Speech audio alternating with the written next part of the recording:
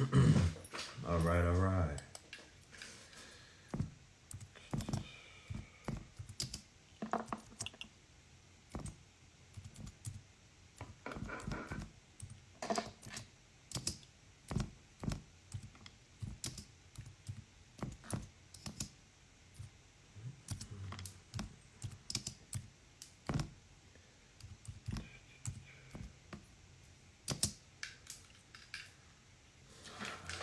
Peace to the family. Peace to the family. Before I even begin, because these lives be getting cut off and shit, if there's anybody in the audience with a screen recorder, go ahead and record this build and whatnot. So if anything happens to my phone or whatever, this shit is not lost into the ethers. You know what I'm talking about? Where my stalkers at? Y'all usually film me. Like, let's go. Thursday, you dig? The week is almost over. It's been a very, I would say, it's a midweek, not a lot going on. You know what I mean? Just the fall of a whole bunch of rappers and artists and shit. Pop it up. Peace to the God, man. Let's do it live one day. I know you locked in with some of my people's Big Teach and all of them. So we could definitely build on some things.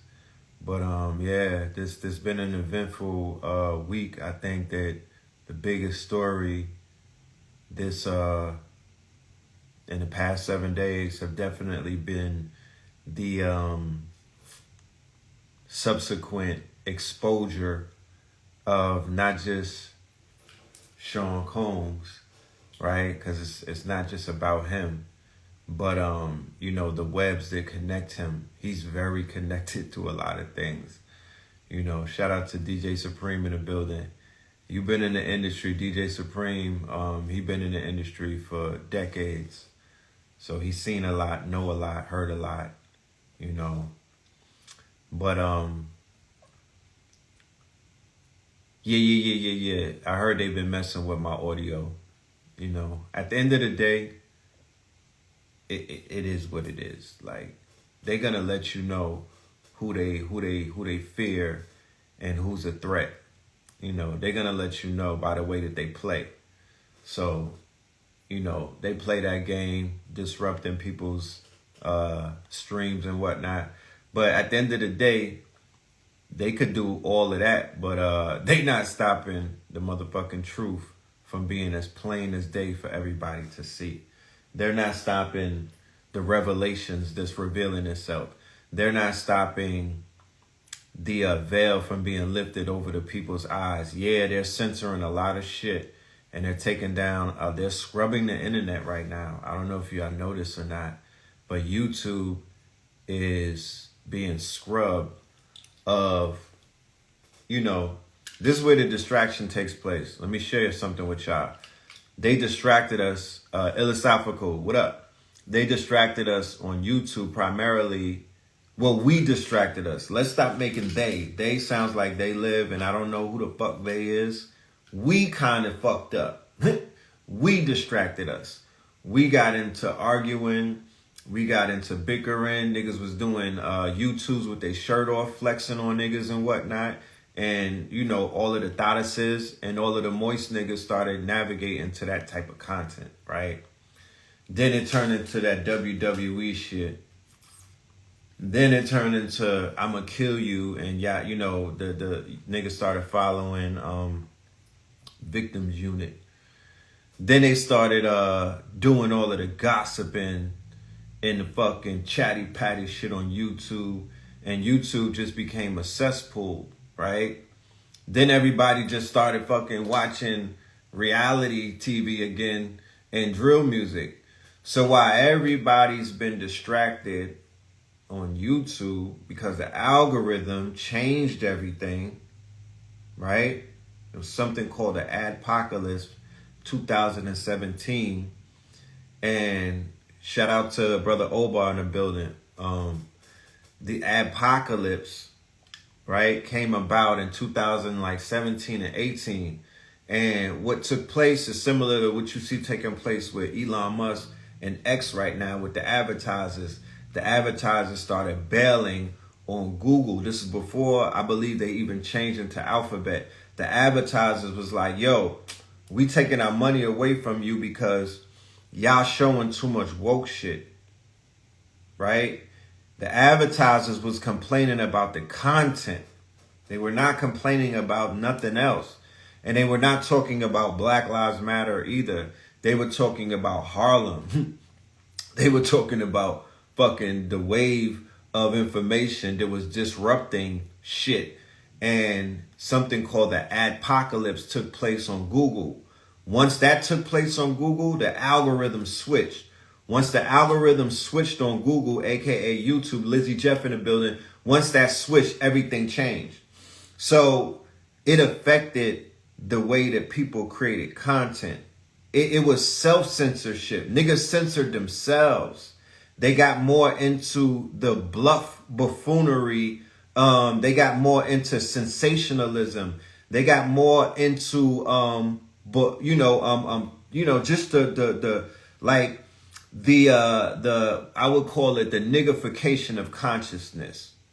And the people, right? Because if you don't do no numbers, if you went from doing 30,000 a fucking day, like we was uploading videos with Sinetta House of Conscious, they was doing 30 and 40 a day, right? More than 24 hours, he would hit 30 and 40.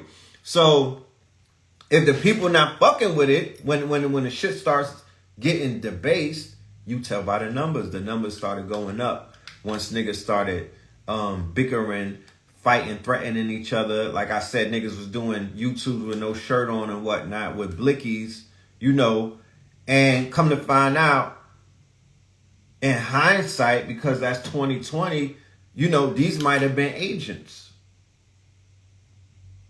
So the infiltration took place on a big scale. Now they're scrubbing YouTube. You don't know that they're scrubbing YouTube because you're so distracted watching Jake 180, DJ Academics, Adam 22, Vlad TV. This was the trade-off when Vlad TV and them started throwing conscious niggas on their platforms. They got the conscious audience, and then the niggas that they threw on their platform, they got to eat off of their audience. So it's almost like how swingers do. It's a trade-off of audiences, like an orgy and whatnot. Think about it's like a P. Diddy freak-off. I got followers. I got bitches. I got hoes, right? You got hoes too. You got a lot of hoes though. And them hoes be choosing. You know what I'm talking about? They gonna choose up. So we gonna swap hoes. We gonna swap followers. We gonna swap platforms. You could call it what you want to call it. Name it whatever makes you comfortable. But it's the same fucking ideology, right? I go on Adam 22, right? The people that follow me never heard of Adam 22. They don't know Adam 22. They was never into nothing that Adam 22 was into. I get on the platform. I talk my little conscious shit. I'm out. The people that I brought over there stay over there. Not all of them, but a lot of them get integrated now into that platform. That's what happened with Breakfast Club. That's what happened with Vlad. I was in Harlem, right? I'm a curator. I got all the data. There's nobody, like, remember, I have a data center. They call it Harlem 125th Street. Foot traffic was about 100,000 people a week. I'm asking questions. I got a table where I'm selling shit. So people are coming up to me, but all I'm doing is collecting data. Oh, Red Pill, I seen you on YouTube. Where you from? Who's your favorite teacher? This and this. I'm asking mad questions. I'm trying to make a sale. You know what I'm saying? So I'm entertaining, but I'm collecting data at the same time. I know when people started to shift. I know when people started to change. My interest into what y'all call consciousness, it goes deeper than anybody that I've ever met personally. Nobody that I know other than probably Blue thinks and they have their fucking hands in this shit and they look at this shit and they look underneath the layers and there's nobody that I know that analyzes it like me and this bro. There's nobody that I know that's more of a curator and a connoisseur of consciousness than me and bro. You know what I'm talking about? It's not Sonetta. You know what I mean? Because he has his limits. No disrespect to that man whatsoever, but they got their limits. There's no one in this whole fucking entire world who not only examined, like has the information and the data because they were there, right? But nobody who really peels the fucking layers back and knows what they're seeing. I could see the numbers in this shit like how Neo saw it in the Matrix. I know when I know I could you could throw anybody on the scene. I don't give a fuck where they come from. TikTok, the nigga from the YouTube kingdoms, you know what I'm talking about? It could be a nigga from yonder, from out in Bigo land. You know what I'm talking about? Whatever 7 kingdoms come into the Game of Thrones, nigga, I know automatically who these players are. I could just tell. You know how a nigga can eyeball the weight? He don't need a scale. At this point, I could just tell. You know? I've been here so long that I could just tell, bro. There's no getting past. I done got hoodwinked a few times though. I ain't gonna act like I'm fucking that like my shit is foolproof. But god damn it. God damn it. You know what I'm talking about? You know, the level of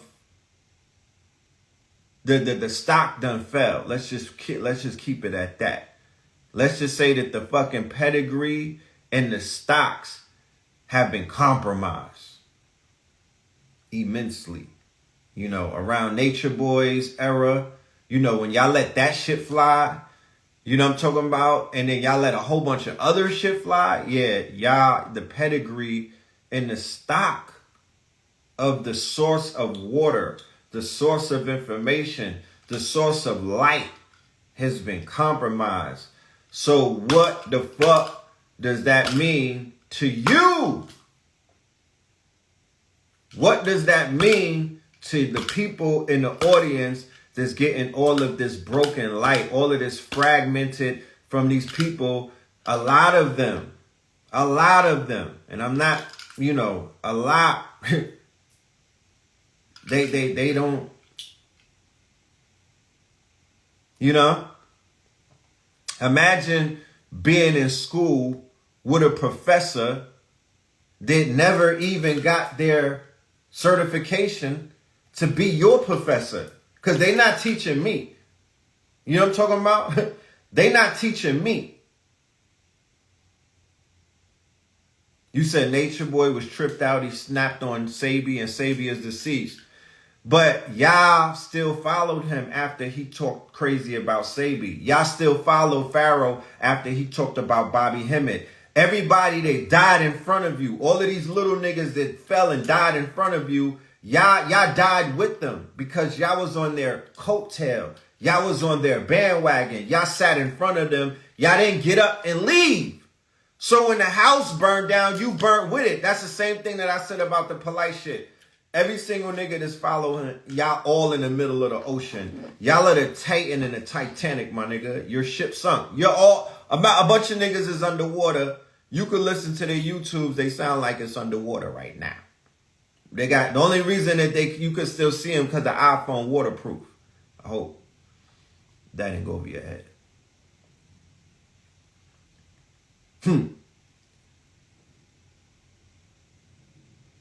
You gotta know. And it's not up to nobody else. You have to know discernment wherever you are. You know what I mean? You gotta know discernment wherever you are. Even with the demonstration that Harlem was putting forth, that wasn't perfect. That shit had mad flaws in it as well. You know what I'm talking about? That shit had flaws in it. But there was a level of, you know, discernment because everybody was still, you know what I mean? Everybody was challenging one another. Everybody was keeping one another, you know what I mean? And then certain people, they broke away and they started doing their own little thing. You feel me? And now they wasn't apart, but now because of this phone right here, right? This is something new. We don't remind ourselves this is something new. This whole phone, like you could be on an island somewhere, separated from, you could be in hiding and whatnot. You could be in hiding somewhere. You know what I mean? You could be on a run somewhere and just run shit from your phone. You know? Prior to this, you kind of had to be tapped in to a certain, like you couldn't be running shit from fucking Malaysia, right? The place that you had to show up was either Harlem. Really, I mean, to be honest, I don't know where else. Maybe Atlanta, because Bobby Hemmett and C. Freemanel, Wesley Muhammad, you know, they had things going on in Atlanta in like the early 90s. They was building shit up. They used to be by Steagles over there by Clark and whatnot. But nobody did what Harlem did. And I'm not saying that because I'm not being biased and whatnot. It's just a fucking fact. You know what I mean? Like, for this generation, nobody did no shit like what Harlem did. That group of consciousness that came out of Harlem and whatnot, that was kind of like on the scene from 2008 moving forward. We're not talking about the master teachers. I'm not talking, because Bobby is not considered. Bobby was the master teacher to the Harlem movement, right? Or the New York consciousness movement. It was Bobby and Phil and then Delbert and, you know, Taj and some other people. But Harlem was different. It was just different. I mean, I'm, you know, it's still happening in a sense. I don't know. But it was definitely different. I've never been anywhere on the planet, anywhere. And I've been a lot of places. I travel a lot. I done been outside of America. I ain't been nowhere that can match that energy on no scales. Atlanta, y'all might think because I'm in Atlanta, that Atlanta has flames on New York, or it could hold a flame to it. It cannot. It cannot. Yes, it was coupled with the Blog Talk Radio content as a funnel. Definitely. Keep in mind, the Blog Talk Radio is like the first podcast, but nobody could see us. It's an audio podcast. Blog Talk Radio was like the first podcast before podcast, and it was web-based. I think it was phone-based too, right? It was on your phone. But it was all audio. It was like Clubhouse before Clubhouse. But the thing about Blog Talk Radio, this is where Panic was birthed at, right? This is where Panic cut his teeth, to be honest with you, right? And got his name really ringing. And then he took it into the realms of YouTube. But Blog Talk Radio was definitely the first. And it was that for some reason, the content, the potency and the concentration of information was more intense on Blog Talk than it was on YouTube. It got watered down on YouTube. Then it got watered down on IG. And then it got watered down on TikTok. You see the trends? You see the different apps bring it to a different quote unquote pedigree. You know what I mean? The apps have their own spirit or their own egregor, or they have their own quote unquote, you know, energy to them. Like, you know, people know that. Blog Talk was like analog and YouTube was digital. Yes. So the ego that showed up on YouTube is not the same ego that showed up on Blog Talk. You had to hear us. You had to feel us. You couldn't see us. You didn't know what we had on. Nigga was fresh to death on Dr. Sebi episodes, but you couldn't see it. So when you heard the voice, you had to sound, you felt that through the voice, like, oh, these niggas is feeling themselves and whatnot. Okay. Oh, these niggas is lit. Oh, when Bobby was on, oh, he's lit. Oh, he turned up. When we had Dr. Sebi on the show, oh, Sebi must have just smoked something because that nigga is mellow right now, red and blue. He's laid back. Yeah, he chilling. You could tell that he was in that bed in the glass mansion with a big head spliff talking to us. You feel me? So it was interesting. It was an interesting, quote unquote, I would call it the preliminaries, because we was all beefing still and all. Don't get it fucked up. Niggas wasn't, you couldn't see us, but there was blog talk wars going on every fucking night. You know what I mean? Like it was lit. It was up. It was up. One thing I could say about New York and Harlem, like, it was up. Niggas was really beefing, with Detroit, LA, it was, yeah. They brought that nigga energy right up in this bitch. You know what I'm talking about? They brought that street shit right up in this bitch. They didn't waste no time. And then when we transferred to YouTube, that's when the ego came in. The ego was already on Blog Talk, but when a nigga got to go home and watch himself on film, oh my goodness. When a nigga got to get the phone, oh Lord. When the Walmart starts selling the 70-inch for $300, and a nigga got to see himself on a 100-inch, oh my goodness, it was over. I would call that the era of ego. That's what YouTube ushered in. It was the era of ego, because niggas was definitely feeling themselves. Oh my goodness. But it's a binary world. It's a duality and everything. So that would be the bad, I guess, out of whatever comes from that. But the good probably outweighed it. The good probably outweighed it, because what we got to do, right? And I witnessed this on some other shit, you know what I mean? But I didn't witness, I witnessed what New York was doing when I went out of town, and then I was watching YouTube from like Miami and whatnot, or Florida. And I was like, I was in either Florida or Texas. And I'm around Texas niggas, and they carrying on about this YouTube shit. And I'm like, the fuck they carrying on about? You know what I mean? I get it, but I didn't get it until I went out of town. And I'm like, oh, this shit is TV to these niggas. This shit is TV. For real. Shout out to my man. Y'all stop going hard on him.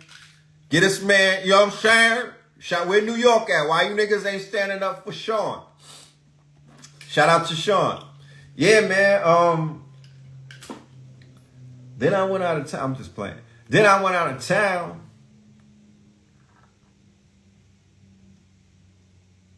And I saw what it do. And I was like, nah, I'm coming home and I'm applying pressure. This is right around the time my daughter was born, like 2014. And I went from having beef with Sarnetta to basically saying, you know what? We probably would work better working with each other than against each other. And we made up. And then we started working together in collaboration. And niggas is like, nigga, what? I said, I'm fucking trolling you, bro. I'm about to put this under the black light, though. I tell you that much. You know what I'm saying? I don't trust it. You know what I'm saying? I got it from Revolt World. Because I was like, I went to Revolt World to collect artifacts because I knew it was coming. So I got mad merch from this nigga right here. You know what I'm talking about? I got mad merch from Love Records because this shit is going to be worth something at about 20. You dig? You dig? So anyway, the YouTube shit. Yeah, take that. The YouTube shit, it opened up a whole nother world. because people around the world got to see a demonstration of some young melanated children or young adults or older, just men and women wearing street clothes. You know what I'm talking about? Some niggas had do-rags on. Some niggas had face tats. You know what I'm talking about? Some niggas had some niggas had grills and whatnot. You know what I'm talking about? And they was dropping heavy knowledge. And then you look at the video and you see the windows of the world. You see all of the fucking goons. You know what I mean? You see you see the hood rats walking by. You see the gangbangers. You know what I mean? You see Dipset walking by, like, the windows of the world. And here we are right outside, just going in, building, talking about everything. That was a whole shift in the culture. Niggas never seen that before. You know what I'm talking about? Think about it. It's a nigga out of town. I'm a New Yorker, so I look at everything through the lens of a New Yorker, but that's not correct. You know what I mean? We not the whole world. It took me going outside the fucking New York. Then I seen how people was looking at it, and I'm like, wow, this shit bigger than life. Cause they was like, yo, people was watching them videos. Cause I'm in Atlanta right now. There is no foot traffic in Atlanta. I be walking to the store. They looking at me like, fam, you need to get picked up. I'm like, the fuck I look like? P. Diddy, nigga? You know what I'm talking about? I look like Sean. You can't pick me up, bro. I'm good. I walk to the store. You know what I'm talking about? They not used to walking out here. That don't make sense to me, bro. This shit became such a car state that it's corny to walk. Like, where the fuck do they do that at? How you niggas live in the South and y'all don't walk, bro? We walk everywhere. Yes, we walk everywhere up north. Niggas be like, bro, I'm a walker. I'm a skywalker, bro. I like to use my feet. I don't just sit in the car, bro. They drive super crazy in the motherfucking ATL. Are you done? They drive. I ain't never seen no crazy shit like I seen out here. And New York got crazy drivers. New Yorkers like getaway drivers. I'm a walker. I just be walking. I get on the phone and just start walking, and people are looking at me like, why is he walking? I'm like, this is different. But anyway,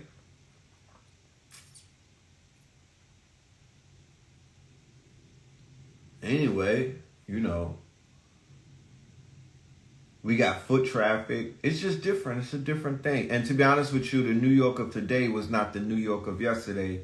We were able to capture time in a bottle. The rising, we cured the sickness, right? That was afflicting Black America, which was ignorance. You know what I mean? We did it with no money. We did it with no grants. We did it with no co-signing of no actors, no rappers, none of them. We personally helped to turn the lights on, right?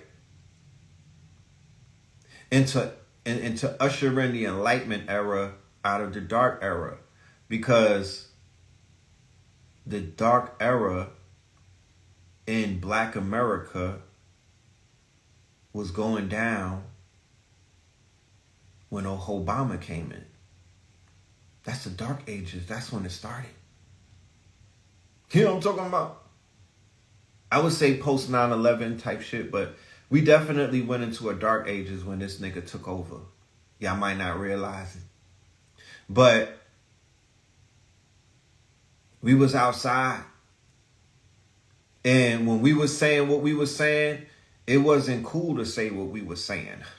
It wasn't favorable to say what we was. It wasn't no TikTok. It wasn't a wave. It wasn't a trend. It wasn't trendy. It wasn't like everybody was trying to hear what you had to say. You know what I mean? When we was in Harlem, like turning up, and we had pictures of slaves behind us, before people was on a Trayvon Martin shit, before people was on a Black Lives Matter shit, before people was on a, you know, I'm black and I'm proud shit, black excellence, before Diddy gave you niggas black excellence, right? Before that, we was out there pushing Moorish history.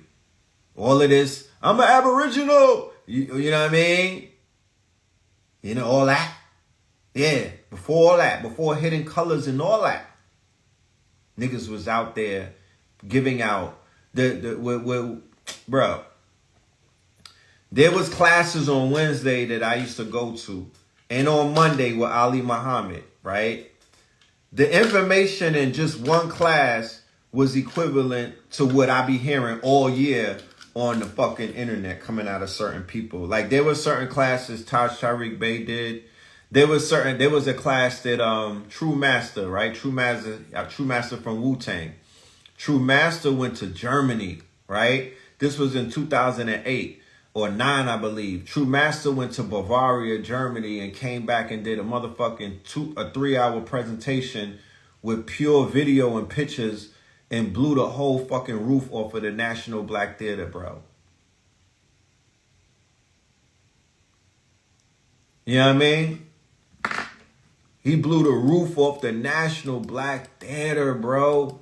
He showed proof of the motherfucking Moors in Germany. He showed the proof of the Holy Roman Empire, not the Rome, not the Catholic Rome, not that shit that you know about. He gave us some shit, bro. Bavaria, the black what's my nigga? Saint Maurice.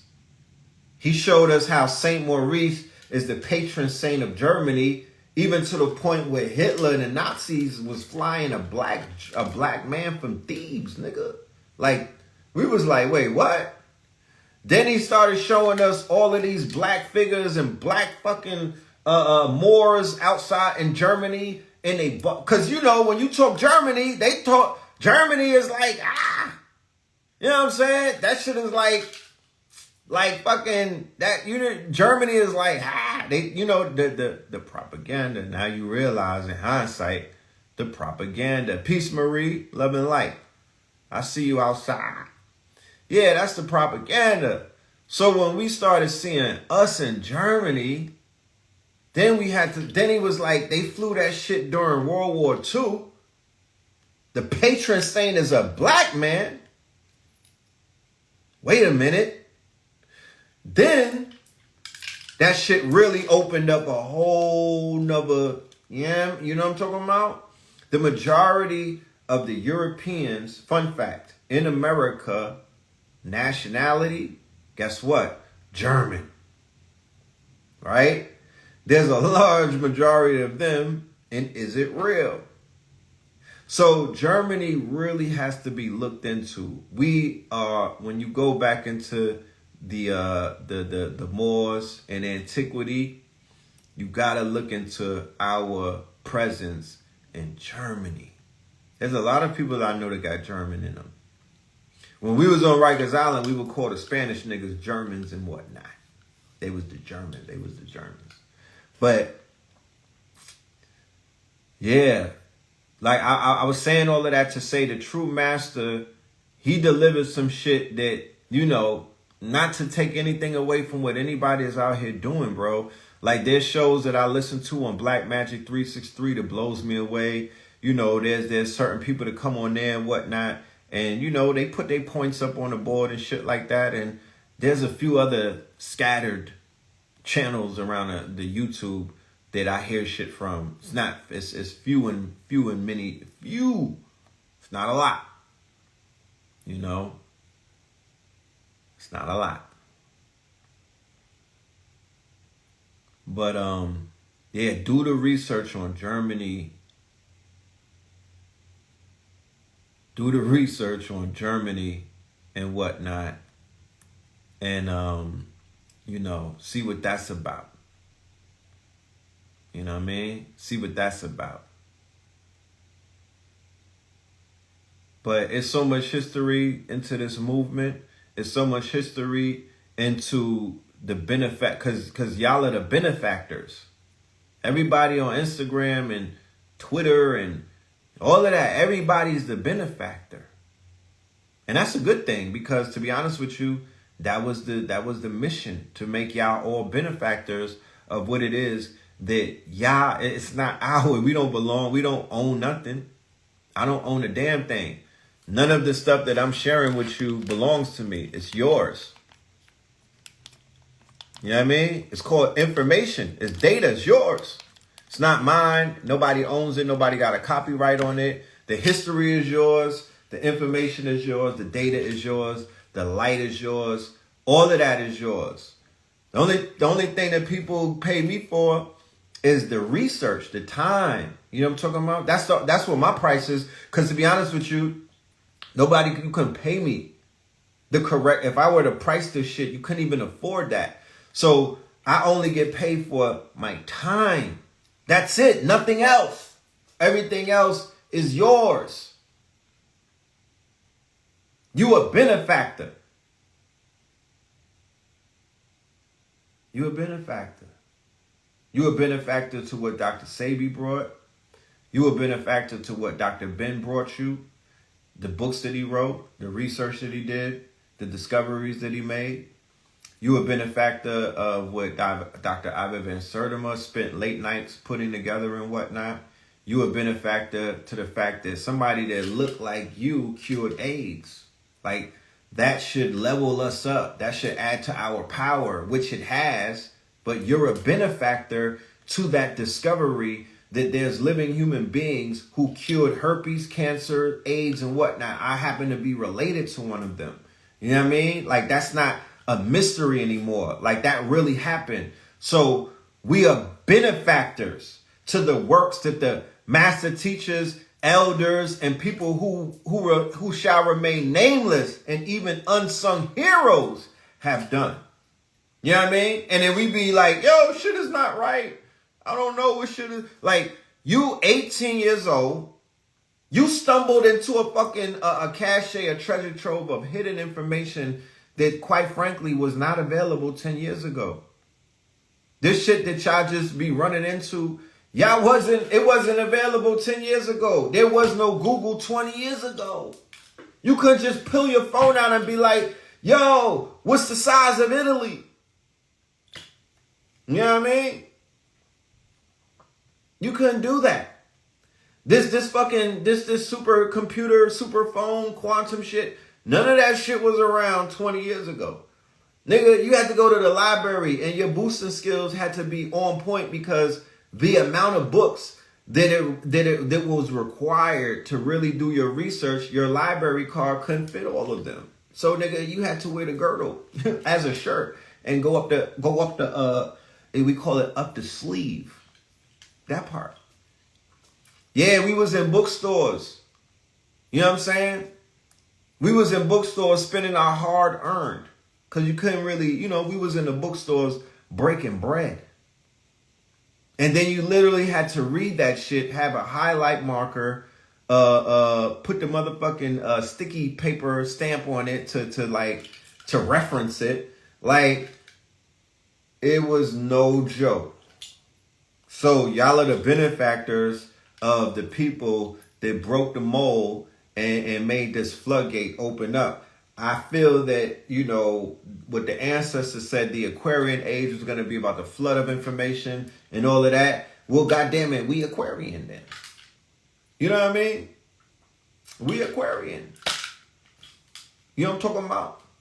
You say you watched KT grow up in New York City? Wow. That's crazy. Yeah, I remember Border Books. They had a Borders in Atlanta, right there on Moreland that I used to be at. They had a Border in Gun Hill Road in the Bronx. I used to run up in there. They had a Borders in 40 Deuce.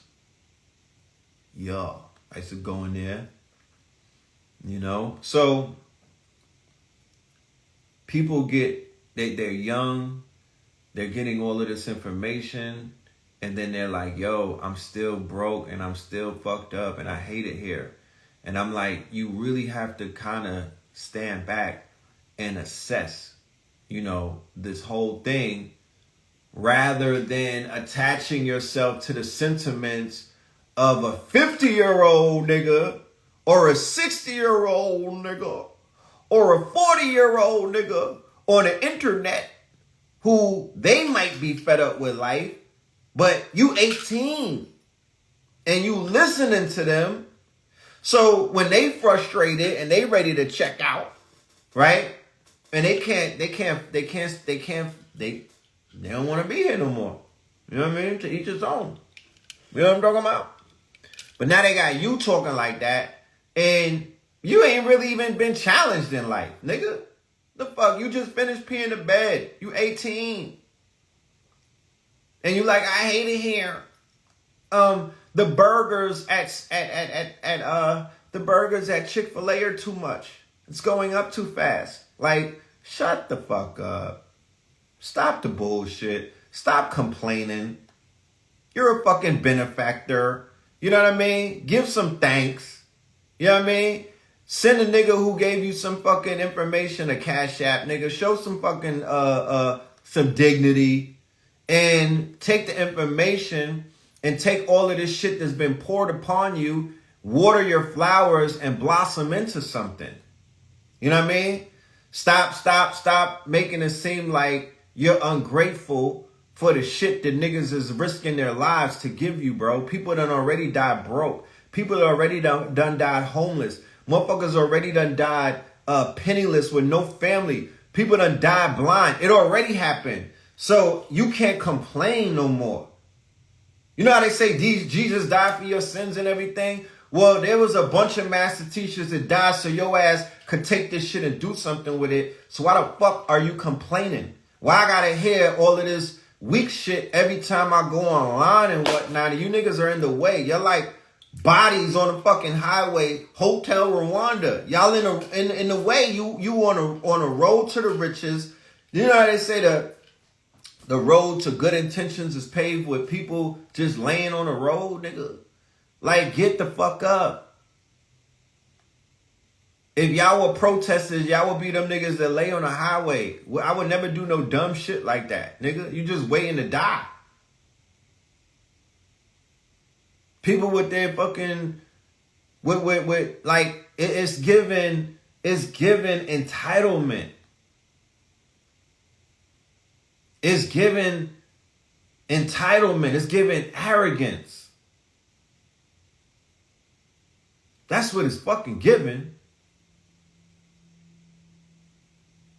It's given arrogant. You niggas is arrogant, bro. You niggas is highly entitled, bro.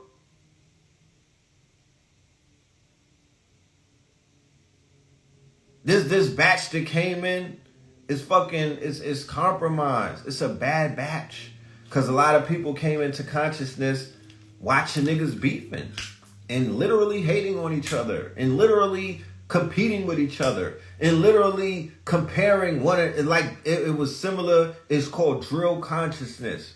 So it's like if I came into hip hop as like a 10-year-old listening to Chicago niggas literally kill each other, right? How can I appreciate J. Cole when I grow up?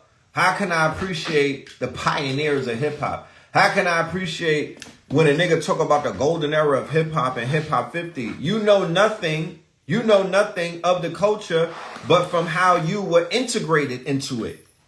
So this batch that I speak of these new students and whatnot, y'all were integrated into this shit with malware already on you. You came in with a virus because your teachers or who was facing you or who was teaching you at the door, at the gate. If you came through HOK era, if you came through the polite debate era, if you came through when all of these niggas was beefing and threatening each other and y'all was eating vegan popcorn, entertaining that, you came in on a virus. You can't even appreciate any of the original shit because you already compromised. So you just watching niggas having dick wrestling contests, or you just watching Mandingo wrestling. You'll never really approach this shit. You're always horse betting on niggas. You're always cockfighting. You know what I mean? You're always going to look at it through the eyes or the lens of the WWF. You always Mandingo wrestling your favorite fucking teachers. Ain't that crazy? You know what I mean? That's crazy to me. So it's like, you got people still putting in work every day to teach people, waking up, putting in all that energy just to know that the people that's standing in front of them hate their guts for no reason. They hate their guts for no reason just because social media and its algorithm kind of got us fucked up these days. You know what I mean? We can't blame each other. The algorithm done trained a lot of us that just the word followers, it fucked the game up with followers. Now I got followers. I don't want no followers. A nigga don't. You following P. Diddy though. You following P. Diddy into the freak off. You was following Jeff Epstein. Oh shit, nigga. You following young. Just insert the name. You following Freaky Cuz. So if you follow a person, right, they take you wherever they go. So niggas is going to jail and they followers going right with them. Niggas is going into the crazy house and their followers are following them into that house, right? Motherfuckers is getting convicted of dirty dick charges, and they're taking their followers wherever they have to. They get excommunicated. Oh, you have to be, we're sending you. Niggas getting deported. We're deporting you to the island of Lesbos. Niggas is going with them. You know what I mean? You know what I'm talking about? Followers is following these days. It's the Pied Piper situation. It literally is the Pied Piper situation. Be honest with yourself. Oh, they fucking with my live? Damn. Be honest with yourself, right? Right? Just really be honest with yourself.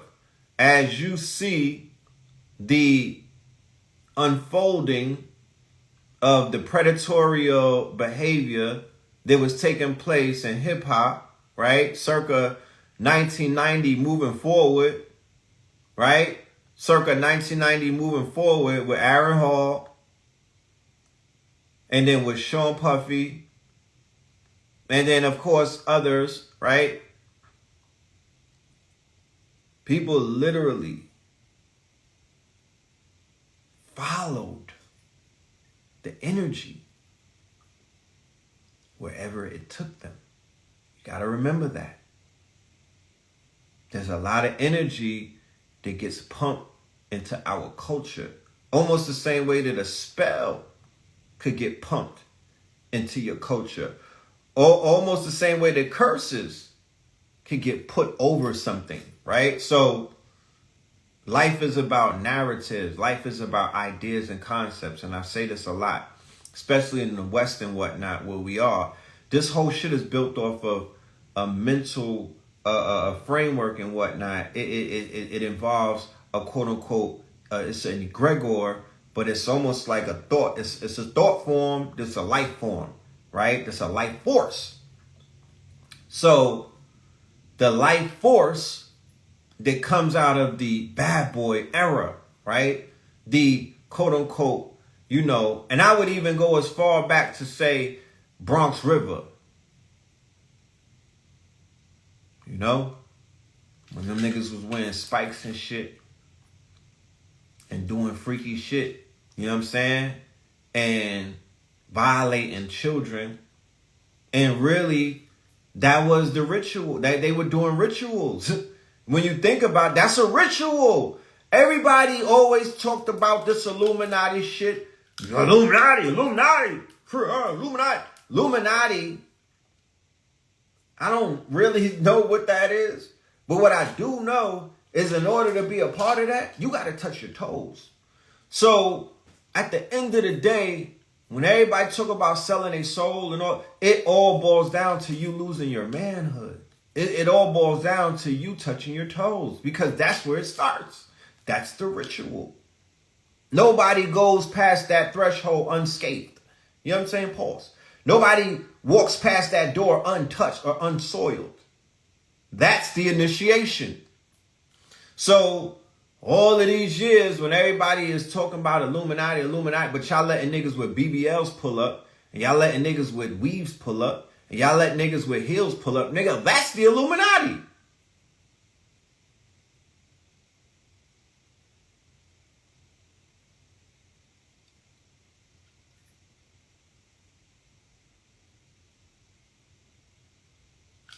That's it right there. Nigga. That ain't us. If it ain't us, it's them. If it ain't you, if this is not part of the residue of higher consciousness and God body shit, and there's a shadowy organization that's out there that's making men compromise their manhood, and then you're seeing men with their manhood compromise come around, then nigga, that, what the fuck? You know? What is that telling you? But anyway, you know, I feel that the fact that these people have their fangs so deep in the culture, I feel that the fact that these people have their ideas and their concepts and their narratives, because that's the only thing that this shit is really about. It's all mental. All is mental. So if we control the ideas, if we control the concepts. What is an idea and what is a concept? Let me show you how mind control works, and let me show you how they could terraform an entire fucking culture with an idea and a concept followed by a narrative. Here's the idea. The idea is it's all about the Benjamins. What you mean? Chill, Red, you bugging. They was all about Benjamins before he said that. Yes, they were. But if you read any if you watch any documentaries, or if you read any of these autobiographies, everybody damn near before the 90s, from the rap era, they were not what you would call rich. They were nigger rich. EPMD signed for $1,500, bro. They were nigger rich. Puff Daddy gave Keefy D and them niggas free tickets instead of paying them to be his bodyguards. That's not that you can't do that to people that's getting money, bro. You know what I'm talking about?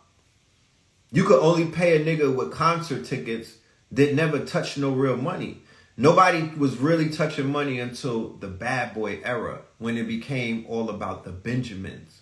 But what was traded as a result of that? So you got to remember, we have to add context for those who were there.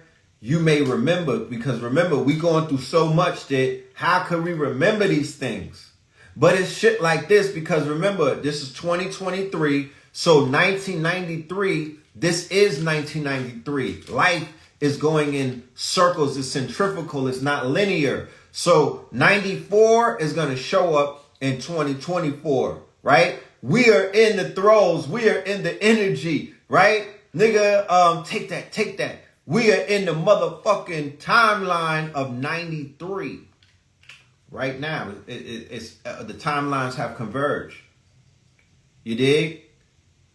So 93 is when the ideas and the concepts about what? Money over everything, materialism over everything, spirituality and consciousness has to take a backseat, right? What do you mean? What I mean is once Clive Davis and Lyre Cohen and some of the other ones like Jerry Heller and Jimmy Iovine, right? At that point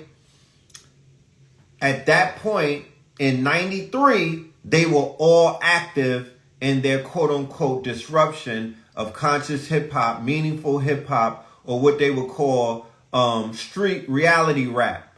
Yes, what about the CIA op called hip hop? Yes, and as much as I had fought that, and as much as I didn't want to admit that, and as much I was even upset with the brother.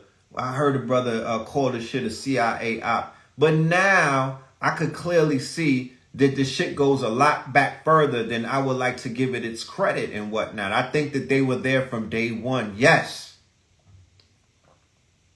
I think that they were there from day one. Yes. You know?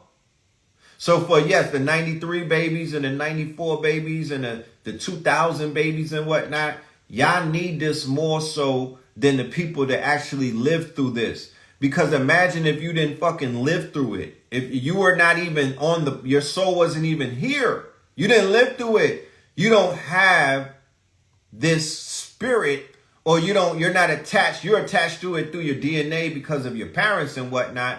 But this shit right here, you need to know what's going on. You got to know what's going on, because y'all are being the one, y'all kind of are affected the most.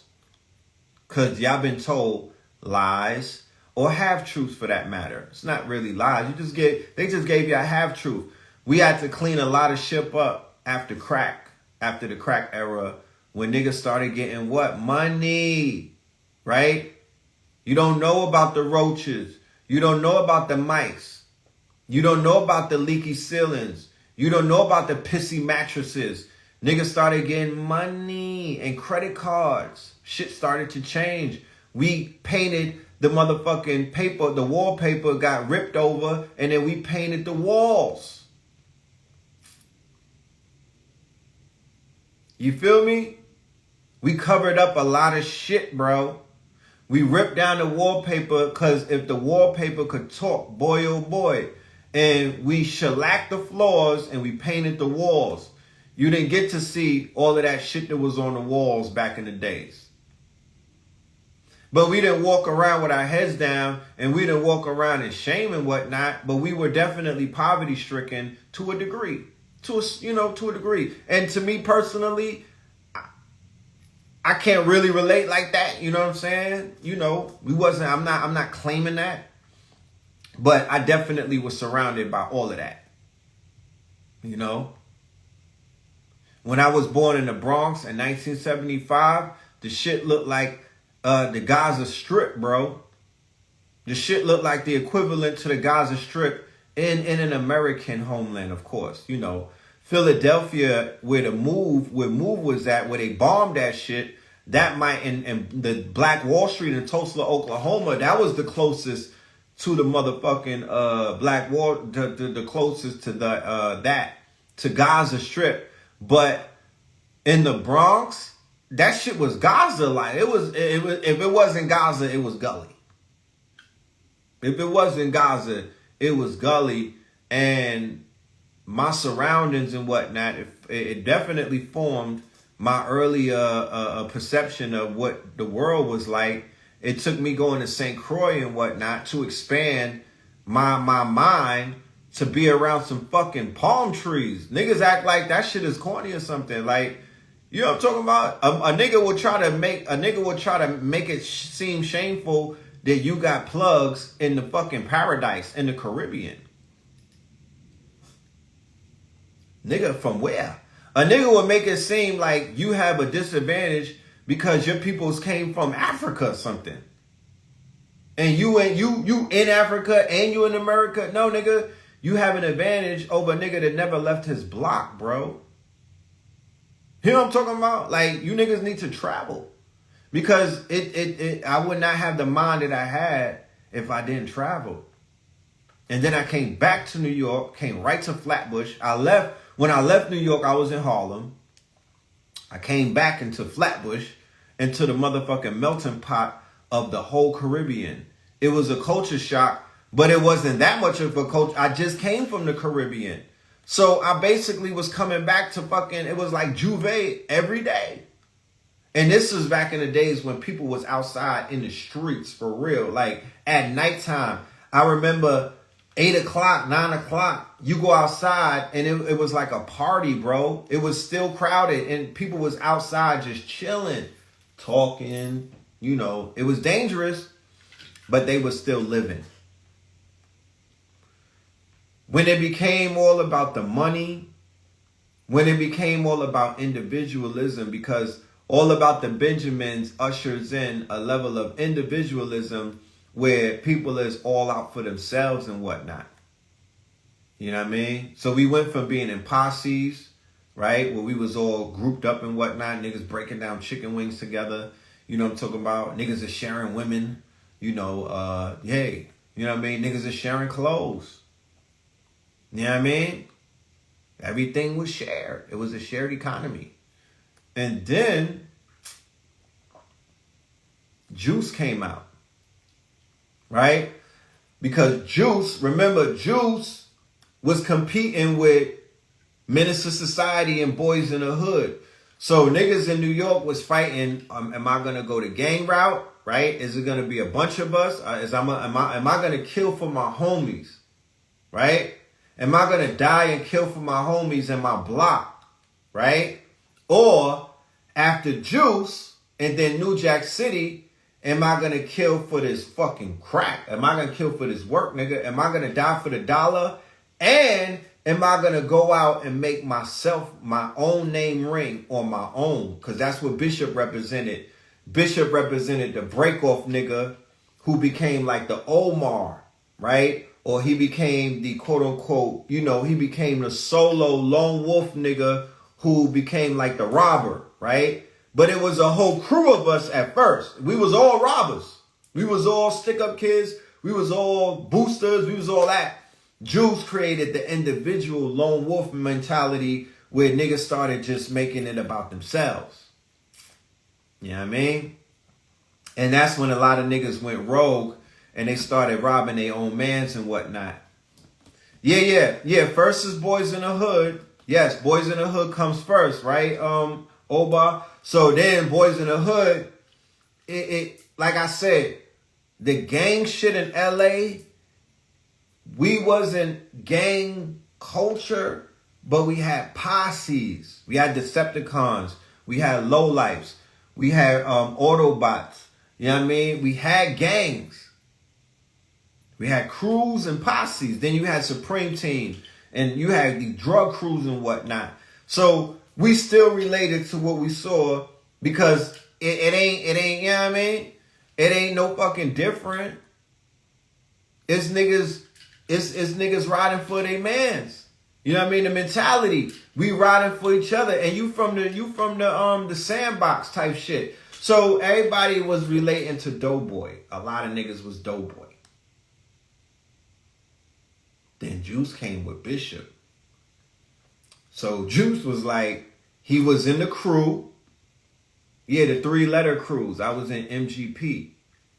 You know what I mean? There was SMP, there was FTP, Flatbush Pulley Kings, FPK. You know what I mean? Mingai Posse, SMP, CMB, CMP. You know what I mean? All of the 3-letter gangs, the 3-letter crews ran New York City the whole, you know, for the 90s up until the point where the blood started coming in. So Bishop gave a lot of people that mentality because it's like, my crew is not hard enough. These niggas ain't, they not murder enough. I'm on that murder shit and they not on that shit. I'm on that get money shit and these niggas is, you know, they want to play video games, chase girls. You know, it grew a lot of niggas up in New York City who necessarily didn't have to grow into chasing that Bishop role or, you know what I mean? That's what Juice kind of did. And then when Menace came, body bag. When I did the lecture NWA Dakota with Black Dot, I really went deep into Menace to Society frame by frame. They didn't waste a frame in that movie and the level of programming that they was doing. That shit is like 4 levels. They bodied that. What was that, John Singleton? No, the Hughes brothers, the twins. The Hughes brothers, Allen Hughes and shit. Yeah, they went upstairs with that. They went upstairs. That's high program. And once that shit dropped, yeah, niggas was they had niggas caps at that point. Old dog. You know, old dog. Cousin Harold came. Showed you how to cook up. You know what I mean? Yeah, Pop whooped on him. You know what I'm talking about?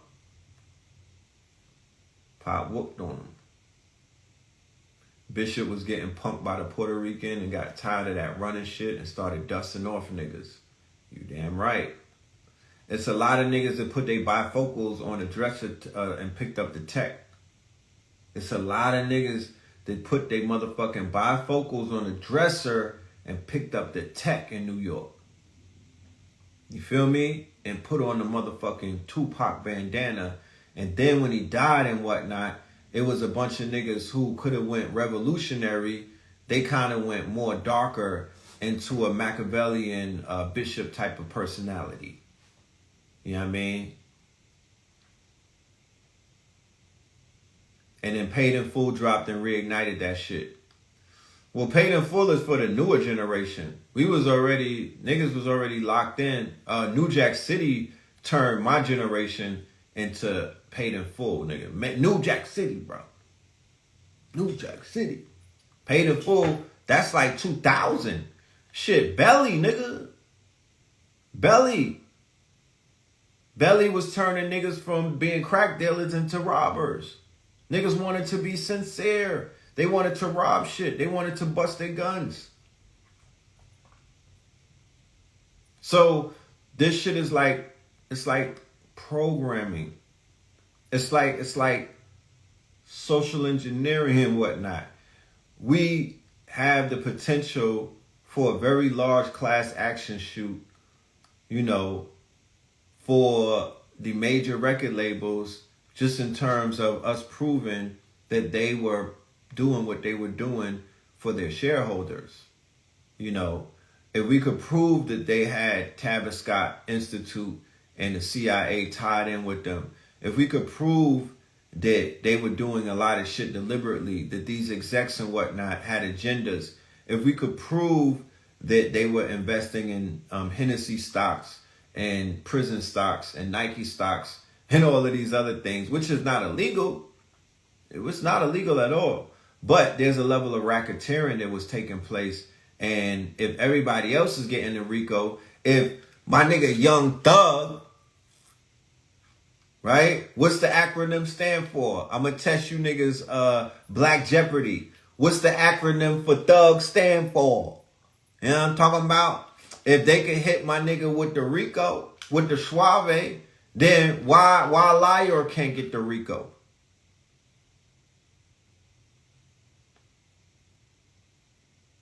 I don't wish jail on no man, but he ain't a man.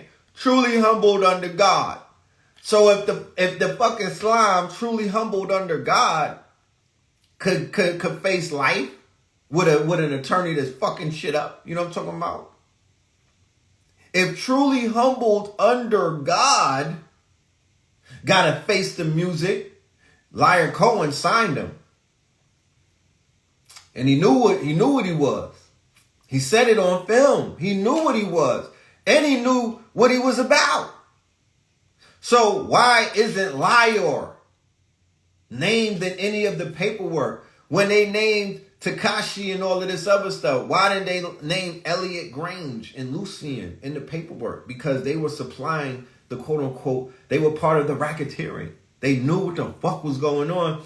In this digital era of these new artists and whatnot, you have at the label, they have all of the back office shit. They study the algorithms, they study your analytics, they have back office to your Instagram. They know everything. They know more than the niggas that Puerto Rico know. Because they was giving Ricos to people that wasn't even a part of Tekashi's operation. Like a nigga just was in the car. So if they got the Rico, why the niggas at the label not getting the Rico? That's what I need to know. That's the next fucking target. You said ain't a small hat getting the RICO? Well, we just gotta prove you wrong. Where the brouhahas at, nigga? That's y'all homework. Get busy. You know what I'm talking about? I'll send you some of my hair in an envelope. Get busy. Cook these niggas. I want to see a Rico come down on Empire. Universal. Because the Empire shit with the fucking Key Life Insurance, yeah, it's some racketeering going on. I can prove it. My spirit is telling me them niggas is crooked over there. All of them dead rappers. All of that insurance money that they collecting on them dead ass rappers. You know? They looking for niggas that got beef. If you don't got beef, they don't want you. YouTube pumped up the numbers of young black men, teenagers, who were in beefs with each other and helped to, quote unquote, boost the crime rate. That's the tall Israelis' work. YouTube wasn't going crazy until he got over there. Keep that in mind. Remember, where were they going crazy at? Twitter. That's where King Von and them was going crazy at. They were going crazy on Twitter, not on YouTube. YouTube started going crazy after Liar went over there. And he started making the 300 million, 400 million videos go super viral. They were on Twitter beefing. They were not going viral like that. They had videos on YouTube, but they were not doing 300 million. Yes, WorldStar, but WorldStar did not. WorldStar, like, YouTube curates the drill beef. I could be like, yo, if one of these young niggas die, today in South Florida, an artist that goes by the name of I'ma Kill Your Mama just got killed in a traffic stop. Right? They shot him 800 times, right? I'd be like, all right, cool. Let me go and research this nigga. Like J. Cole said, I only learn about these niggas when they die, right? I will find out who killed him, why they killed him, and every single beef that the nigga that got killed had by going on YouTube in the span of an hour. Facts. I don't know about you, but I know how to search my shit. You know what I'm talking about? I'm what they call it, an internet sleuth, nigga. You know what I mean? So YouTube is a repository for Black Death, right? Then I could go on 4chan or somewhere on 4chan, or I could go on, what's that other one? The other one where the white boys be at. And I could get all of the videos of the crime scene. I could find any single photo of any nigga with his head blown off right now. Every single rapper that got killed, I know where the footage is, and I got the crime scene pictures of the shit when they lift up the white sheet, nigga. I got all that. And if I got all of that, no, it's not Twitch. It's not Twitch. It's 4chan and it's the other one where all the white boys be at. All of that is on the internet. All of that. Everything is on the internet, bro. And I ain't even talking the dark web yet. This is all surface internet shit. Reddit. There you go. Reddit. Reddit has everything. And it's the white boys. They are the curators. They're the content creators. That's why when I seen that shit happen with Nardo Wick and them, I ain't feel bad. I ain't feel bad. Don't judge me. The white boys been watching us killing each other, inflicting pain on each other. Them white boys been coming. Why are you coming to a Nardo Wick show any fucking way? Why you at a Nardo Wick show? The nigga all he talk about is killing black people. So now when you go to the zoo and you get bit by one of the motherfucking animals, you get upset. No, it don't work like that. It don't work like that. You niggas is trying to live vicariously through Black Death. And that shit is so toxic, right? Death culture is so toxic that it's starting to eat them. That's how they died at the fucking Travis Scott concert and other places like that. It's beginning to consume them. They've been feeding off of our energy, our grief, our pain, laughing at FBG Duck Mama and all of that. They be the main trolls in the comments with the drill rappers talking greasy to their ops. That's them. The same niggas that got knocked out on camera. They be the niggas online. They the trolls in the comment section talking mad greasy about shit that don't got nothing to do with them. Pouring gasoline on a fire. That's them. So he's their archetype. I don't know the kid personally, but that's the archetype of a young suburbia white child. That's the great divine speaking through signs. And that was just showing you what this whole shit really looks like, right? Because they knocking them little white girls' head off in the hotel room. You know what I'm talking about? They knocking they fucking throats out. You know what I mean? And you know that they knocking them little white boys out. You know? And it's vice versa. The white boys is feeding off of black death. They feeding off of black pain. Like Adam 22 said, he loves black homicide. It turns him on. He said he loves to listen to kill music, murder music. He said it's just something about it that he loves. You know what I mean? So if you feed off of something for too long, it will consume you. So stop going to the motherfucking drill concerts. Stop going to Nardo Wick concerts. If you're a fucking, his mother's like, he's a perfect child. He never did anything to anybody. And well, he should be listening to Taylor Swift, nigga. Play a role. And know it too. Know your role, nigga. Your role, you Taylor Swift energy. You can't be in a fucking mosh pit, nigga. You can't be around the drillers. You can't be around the killers. You can't be in no motherfucking chitlin circuit. If you a good kid, once again, people that don't belong places be in places. And when shit happen to them, then they be wondering why. You don't belong there. Zebras don't belong at a concert for Mad Lion. Don't let that go over your head.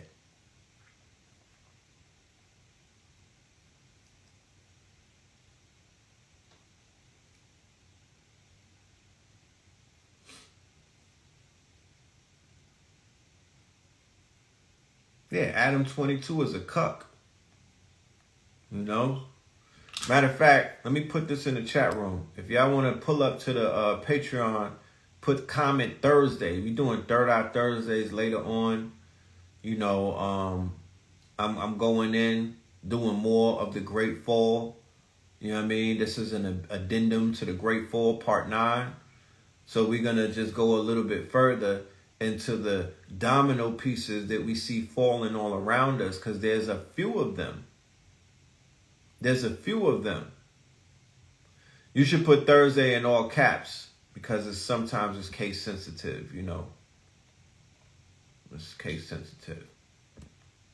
Thursday's in all cap. You know?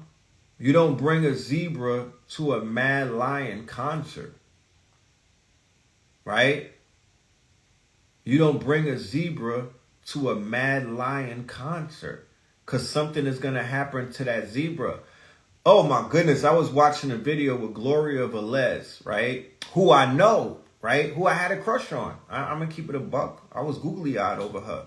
You know what I'm talking about? Back in the days in Miami. You know what I mean? And she had, I don't know if she might be a Scorpio, but she got a real, I guess her pheromones is up, because when you around her, she has a magnetic thing with her, right? But niggas was on her like hyenas on a wildebeest back in the days. You know what I'm talking about? Niggas in the entourage.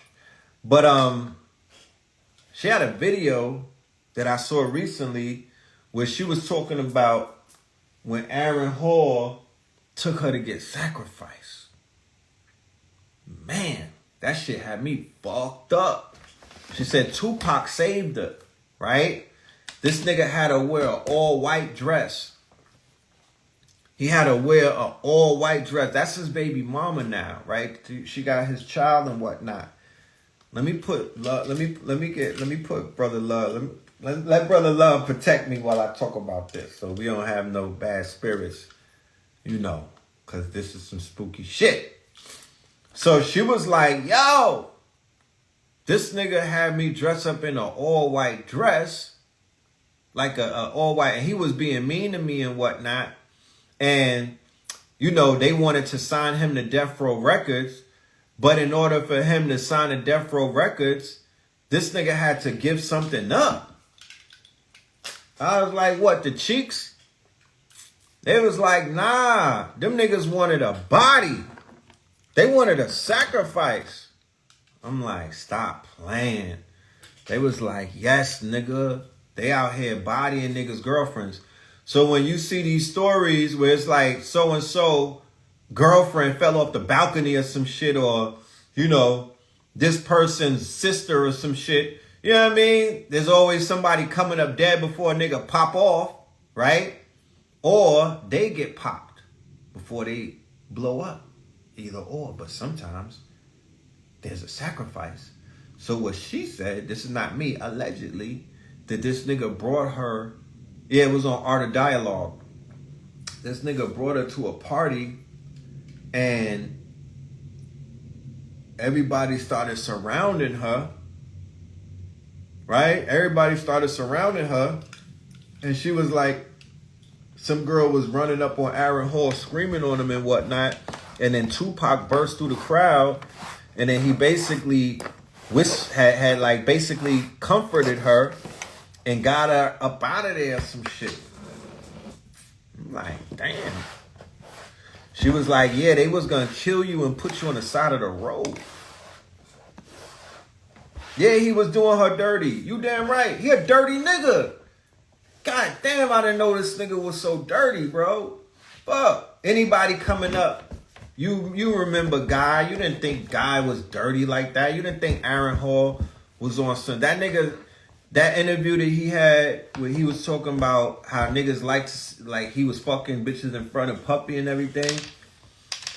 He had an entity in him, bro. That's not Aaron Hall. Like I said, ladies, man, don't listen to me and take me for some preachy ass reach. I don't be reaching like that. Like, you could do my homework. Do your homework. Go on the internet or the YouTube and whatnot, and just go swimming for a few hours. Go deep diving. Go and pull my shit up. Go pull my shit up from 2016 and 15. Like, the shit that I talk about is the shit that you're seeing right now. Okay? And I've said it on many occasions. You gotta make sure you know who you are letting in to your quote unquote womb. You can't reason with me if you are a sex worker and you trying to justify that shit like that's the wave and whatnot. I will destroy you. I will make you feel different. Respectfully though, but I just gotta give it to you because god damn it, I don't even know who I'm talking to.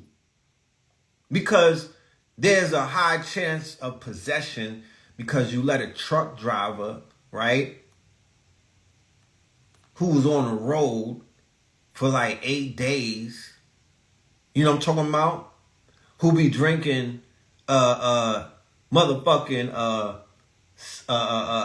you know, the shit from 7-Eleven, the smoothies, and eating their hot dogs. Yeah, you let that nigga shoot your club up and whatnot. You can't talk to me. I don't want to hear it. You know what I'm talking about? You can't even be in my presence like that. Cause you are duplistic. You have too many fucking entities running wild in you, bro. And I've seen that on mad occasions and whatnot. You know what I mean? I've seen that on mad occasions. Motherfuckers don't be foundated for me. I could compare that to a woman who's taking care of themselves, drinking water, meditating, balanced and whatnot. They are very aware. They are very attuned. And usually I'm talking to one person. When it comes to the sex workers and the ones that are like fucking, they just outside like a cultured dish. You know what I mean? They're like a Petri dish. They're a Petri dish to mad niggas' DNA and whatnot. There tends to be some type of psychosis or neurosis that follows that. And what that neurosis is there's mad energy inside of you competing to come to the forefront. You feel me? And that's not, I don't like that for you. You know? I don't like that for you. That's not how you move in these streets and whatnot. Especially these days. The demons that are coming through these days, though. The shit that's walking through these days, though. It might have been, we're not talking 1980s demons. We're not even talking like early YouTube era demons. The shit that's coming through today, bro. I'm good. I'm not interested. I don't even want to entertain no vessels like that right now. Nigga, that's Men in Black type shit. Like, you got alien, there's all kind of shit going down that I just can't trust. Because if anybody is willingly letting anybody touch them, fuck being for the community or the streets, like, you are, nah, that's not it, yo. That's the biggest rules that they sold the generations, especially y'all females, in this epoch. They washed y'all up and y'all co-signed it, and y'all are allowing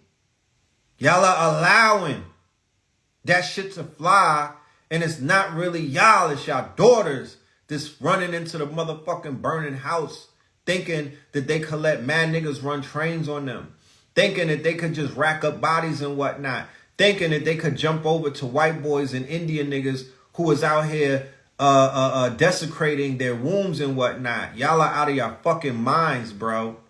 And it's not my place to get outside and start talking about shit like that. Cause I'm you know what I mean? It's gonna be seen, it's not gonna be received. I don't come through with a velvet glove on when it comes to certain things like that. You know? For your brother that committed suicide, I'm sending condolences. I would say to definitely build an altar. I would build an altar. I would light that candle. I would put that picture up. I would feed him. And I would guide him through the quote unquote, through whatever realm that he may be in, or I would definitely work with that person's spirit and forgive him. When the women speak on it, there's too much pushback. Well, when I speak on men, I get pushback. When I go hard on these brothers, I get pushback. When I step out there and I break the God code and I say certain things that are not supposed to be said, yeah, I get pushback too. So I get it, you know what I mean? But God damn it, you need to just put your Vaseline on, grease your shit up, you know what I mean? Put your shit in a ponytail and come outside. You feel me? Come outside. You know? Cause we outside. I'm not in the house on a keyboard. I'm outside ready for war at all times. I'm on my TI shit. I'm pulling up to the club, niggas. You have me on a flyer? You have me on a flyer? I'm standing on business. I'm standing on business. You know? You gotta stand on business. Fuck all of that pushback. You'll be, you gotta sacrifice something to receive something. So you gotta be the Dolores Tucker of your era. You know what I mean? You gotta go against what is known as the popular trend, because you'll look back on this shit 10 years from now, and you'll look at your Instagram when you was doing you was sitting on the sink doing the duck face because you conformed. You didn't fight it, you conformed and you assimilated. Now you was on the sink with the duck face, looking all crazy and whatnot. You know what I'm talking about? Or you was doing your best Nicki Minaj rendition. When you look back at that shit, you're going to be highly embarrassed that you was 65 years old doing all of that little girl shit on this teenager app. Okay? So what you could do and what you should do is step into your motherfucking proper persona as a grandmother and get grandmama in. You know what I mean? Start to teach these young girls a lesson or two. Put your motherfucking foot down. Swing that double elbow and whatnot. Get on your Patti LaBelle shit. You know what I'm talking about? Bake them a fucking pie. You know what I mean? Talk to them. Because if y'all don't, we can't. They ain't listening to us. The worst we could do is shame them. And you know what they gonna tell us to do. You know, they gonna tell us, you know what they're gonna tell us? They're gonna be very disrespectful, and they're going to tell us to do all kind of things that I can't say on this live. But we need the village back. I'm all with the glamour shit. Glamour, glam it up. Right? Glam it up. Blue hair at 65, that's all you. I like that for you. Right? You good. Oh, you want to do the Fashion Nova at 70? I ain't judging. You know what I'm saying? Fuck it. Glam it up. But what I do need you to talk to these children. I do need you to talk to these children. Why you glamming it up? Because the glam shit is going to bring the gaze of the younger generation. It works. They will gaze upon you. They'll look at you and, you know, hey, how you doing, auntie? What's happening? And then you got to lay it on them. You can't be like, hey, where that Zaza at? Nah, you can't be talking like that. They not going to respect that. You know what I'm talking about? They not going to respect that. You trying to talk like them? You trying to keep up, period? No, nigga. That's not you. That's not you.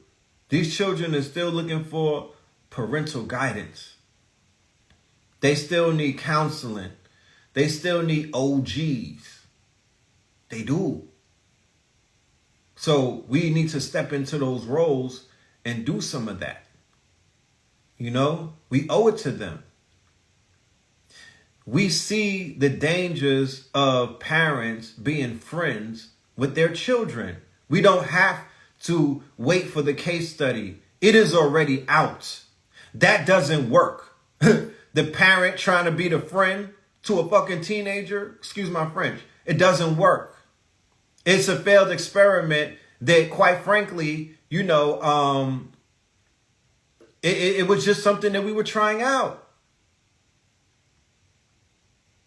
But you know, I agree that the children should be very forthcoming to the parent. You should definitely make them feel comfortable to tell you anything.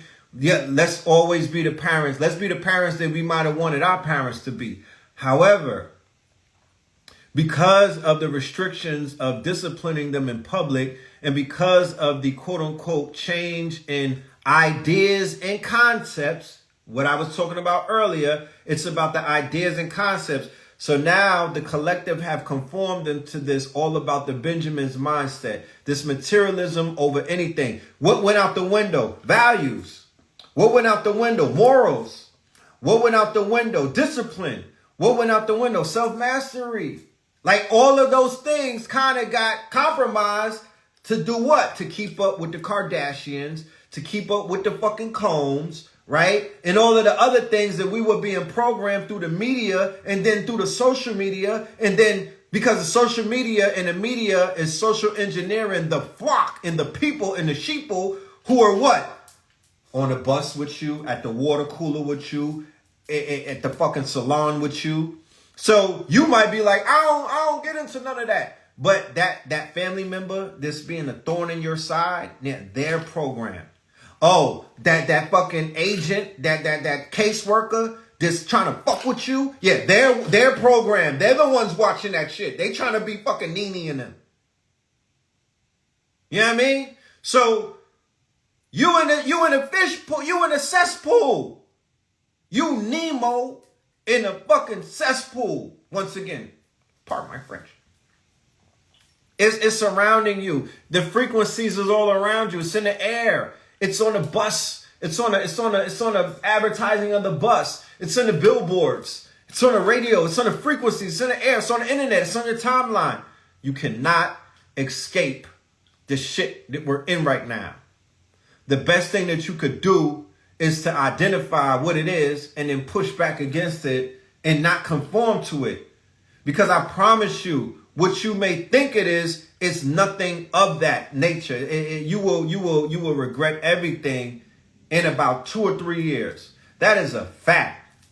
The same way that we was like, don't get that Jabberwocky, don't fall for the propaganda, don't fall for none of that. What, 2, 3 years later, you like, woo, I dodged that bullet because you seeing what's coming from that. So we were socially engineered and programmed by a group of black men in entertainment who were being financed and controlled and steered like cattle by rich, quote unquote, bisexual white men like Clive Davis, like the tall Israeli, like Lear Cohen, like Jimmy Iovine, like Harry Keller, right? Jerry Keller, okay?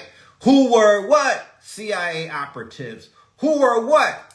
All into Nike stocks, Hennessy stocks, Louis stocks, prison stocks, funeral stocks. You know what I mean? All of the things that they know is that you consume, and then also all of the things that they know that you are gonna fall to. They got rich off of all of that. It was all a racketeering. It's all an operation. You understand? It is all an operation. It's all a intricate, multi-tiered, multi-level operation. Diddy is part of it. Andre Harrell, they said, may have been too. You know, Clarence Avant, he was the Godfather. He was the go-to. He was the. That was him. He was Himothy. It was him. Black Godfather, Clarence Avant. And there may be others that you don't see. You dig?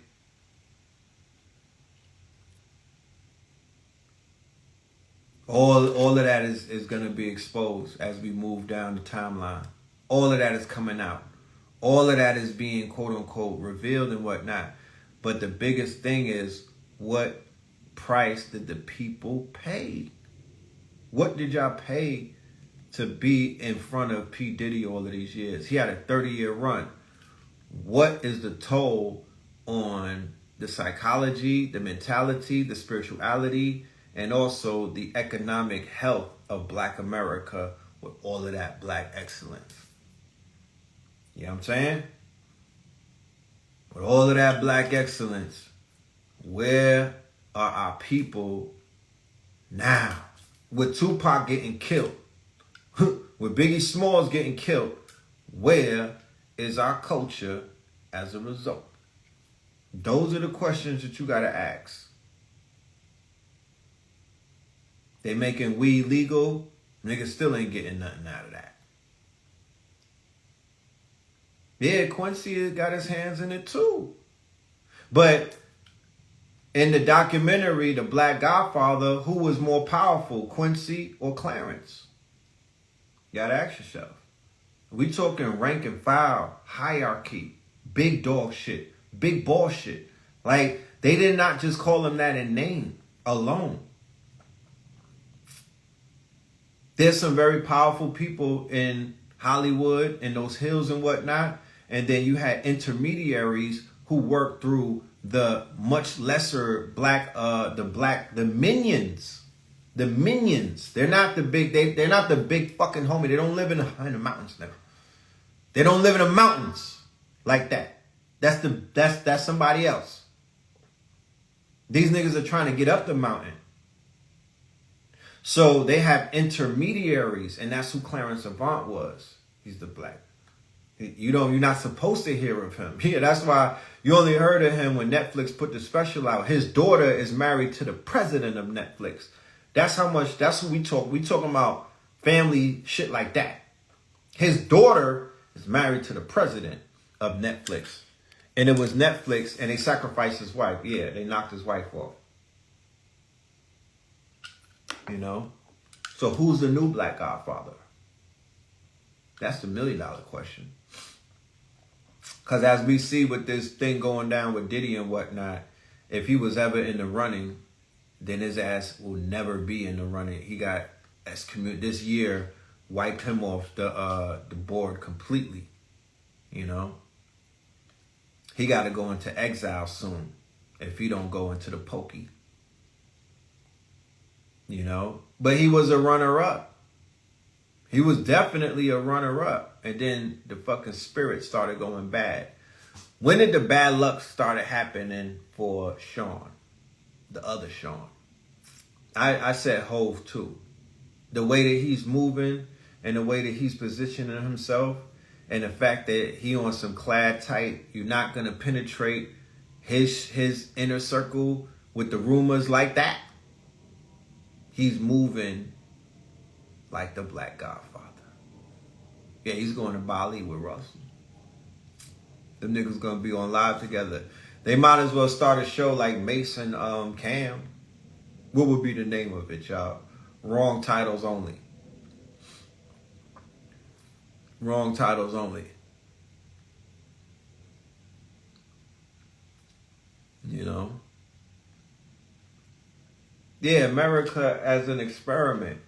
And hip-hop is definitely part of that American experiment. It's part of the Crowley experiment. You know? It's part of that whole Crowley thing. Yeah, them niggas, they podcast would be lit, right? Get them. I think the podcast should be called Take That, Take That.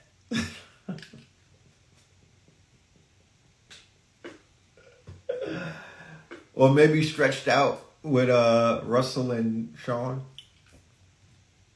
And then they on the cover they got the yoga pose. One of them niggas is doing the downward doggy. You know? Shit crazy. Take that, take that. But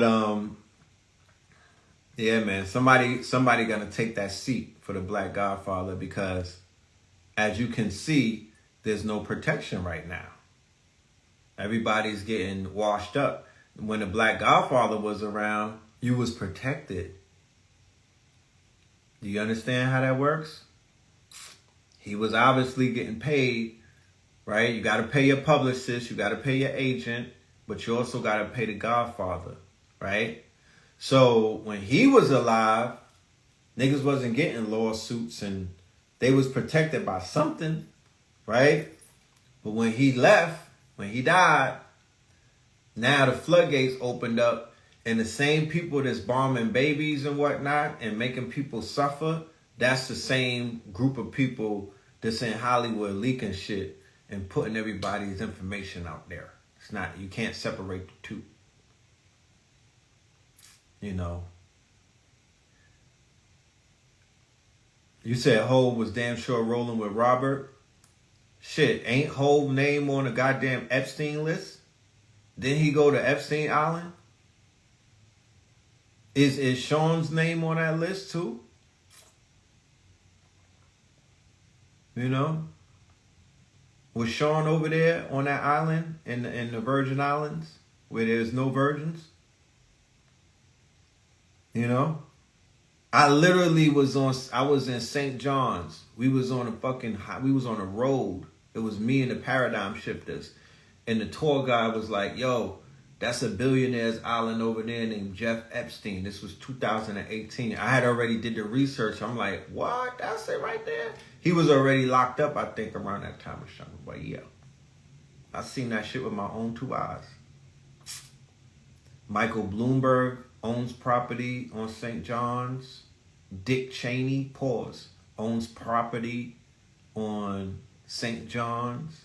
It wasn't just Jeff Epstein. Like, it's a lot of quote unquote, especially in the Virgin Islands, the same way that you saw in Hawaii, where all of those people had property on Hawaii. They're on all the islands, y'all. They're on all the islands, living like kings amongst paupers, y'all. Manipulating all of the local law with their money, y'all. Getting away with mad shit, y'all. Because there's high levels of promiscuity in places where the Roman Catholic is running shit. You feel me? The places that are subjected and what we would say subjected and colonized by the Romans. Haiti. Let's name some of the islands that the Romans have colonized, and then talk about the promiscuity and the quote unquote child and the sex trafficking that takes place in these same places. Right? If they were coming to save them, right? If they were coming to save them, if they were coming to help them, if they were coming to civilize them, if they were coming to do any of the things that they say, then why are these same places where this church, not where they're not at. I don't see that shit where they're not at. I see it where they're at. DR, Dominican Republic, right? Name some places that the Roman Catholic Church has colonized. They're majority Roman Catholic. That's what that would mean, right? And these are the same places where children are being sold, right, to tourism, wholesale. You could go over there and get a child, or you could go over there and get a whole family for peanuts, right? So why isn't it like that with Islam took over? I mean, they got their shit over there. Don't get it fucked up. I'm not trying to compare it like that, but I'm just saying it's no coincidence. Cuba, Haiti, the Caribbeans, right? Jamaica, Brazil. You know? There's something about them people and what they bring with them. And it goes back to what I was saying about once somebody of power comes, they will terraform the ideas and the concepts of the land, and they will control the narrative. So ideas and concepts go all the way into what you read in school. Ideas and concepts go all the way into what the media is saying every night. The ideas and concepts go all the way into what the entertainment is expounding and what the entertainment is telling you to do through suggestions and whatnot. Kill a nigga, fuck a nigga, you know what I mean? Shoot a nigga, rob a nigga, you know what I mean? You know, spin a block, kill a nigga, da-da-da. You know what I mean? All of that is programming. All of that is done in repetition. All of that is being broadcasted on extra low frequencies. You know what I'm talking about? All of that is being bankrolled and funded by shareholders and all of the 4 major corporations. They know what they're doing. They know what they're up to. And they know what it's doing to our neighborhoods. And these people are complicit. You know? Complicit. Yeah, somebody said, why is everybody on social media trying to keep us distracted with the same information about Puff Daddy that we already know from the mid-'80s, early 90s, because we actually had to read the magazines. So even with the magazines being censored, we still was getting shit on Puff Daddy all the way back then before he changed his name. You know, but it is what it is, you know. So tonight I'll be doing Third Eye Thursdays at 9 p.m. only on Patreon. My shit is too hot for YouTube. I can't do YouTube right now. They done took my channel. So what we do is we do our Patreon behind the Zoom, right? Which is a little more less regulated and less censored, you know. It's protected, you know what I'm saying? So I'm able to be myself because I don't want to be nowhere where I can't express myself freely. Even on Instagram, I have a muzzle on my, you know, it might not seem like it, but there's shit that I can't even say on here for the sake of these people, this algorithm, and these quote unquote pirates that be out here hating. You know? But now I know why YouTube did what they did because I know who's over there and I know what they up to. So it's all good. But put Thursday, you could put in caps Thursday and you'll get a link in your inbox. Yes, the 1991 City College Stampede where 9 people died, including Father MC's baby mama. right? There was a stampede. That was the sacrifice. He caught 9 bodies. That was the sacrifice. After that, that nigga went up. So you see how that works? So Gloria Velez kind of pulled the sheets off and showed. She you know what I mean? Like, she gave insight to say, yes, they out here knocking niggas off for real, for real. They out here killing people, sacrifice. You got to have a body for a body. So if you want to live, if you want to blow up in the industry, you got to have a body attached to you so they can have that blackmail hanging over you, because we're dealing with what? Gangsters. And what do gangsters do? Extortion, blackmail. They can't beat everybody up. They extort you. They blackmail you. So think about it. Imagine if I'm the person at the front door who got to basically take the ticket to 100 millionaires walking into the building. What does that mean? That means if I'm the mafia or the mob, I'm going to set myself up at the labels. So every time new artists come in, I got dibs on everybody. These are all potential millionaires. So now I got 100 of them. I'm feeding off of them in some type of way or manner. I'm good. They all feeding me.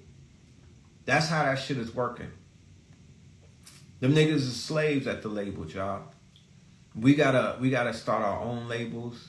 Don't ever. I won't aspire to be a part of the industry like that unless there's a new label that's completely different than what they got out there. But everything that's out there is compromised. You could be your own label. The fuck? You could be your own damn label. You could sign yourself. So I refuse to exist in a reality where I could do all of these things and I don't do it. You know? That's why we got a big announcement coming up, me and Blue. Maybe even tonight on the show we'll say it. But we got a big announcement.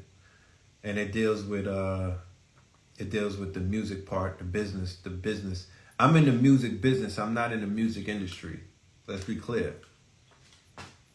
The brother Slice dropped that on my show, and that was facts. I'm not in the music industry. I'm in the music business. You know, and I don't never want to be in that music industry, because that shit right there, as you can see, is it's not real. It's not real. It's a fraternal order.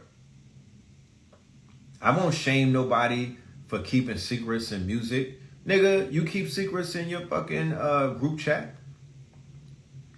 You keep secrets in your family. You keep secrets in your gang. You keep secrets in your sorority. Well, why the fuck you think they not keeping secrets in Hollywood and the music? That's a fraternal order. They are they part of a secret society. Right? They don't owe the public any explanation. It's them against y'all. That's how the music industry is. I was in it.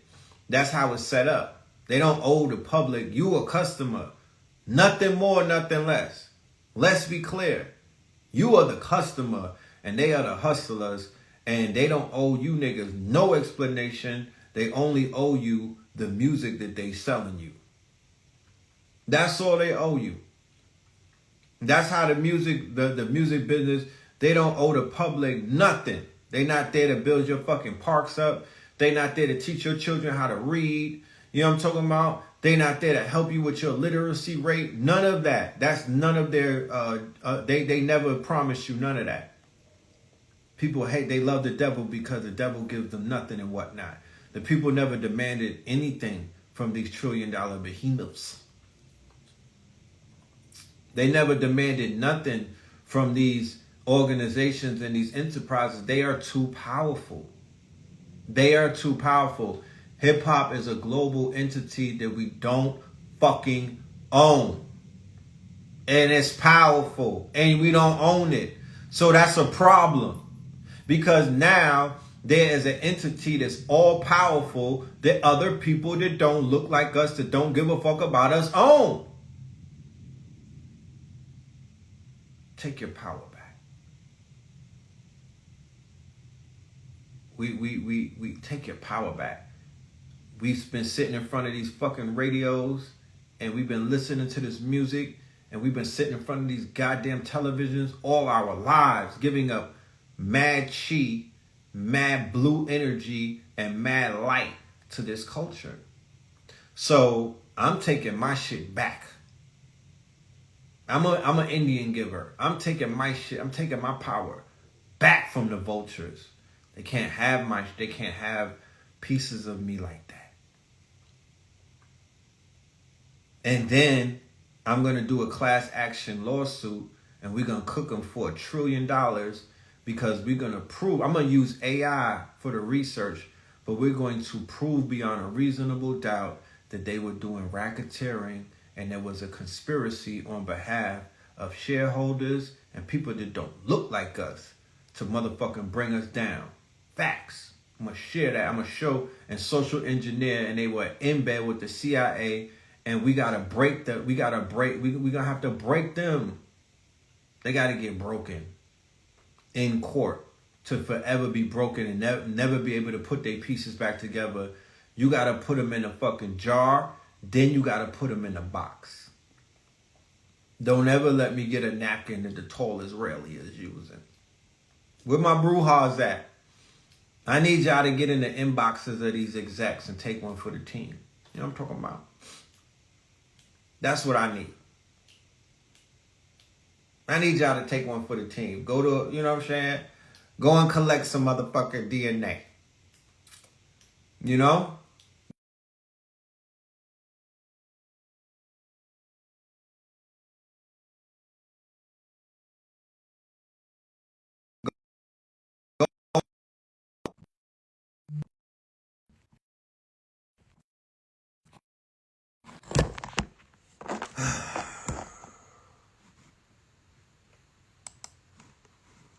Hold on, y'all.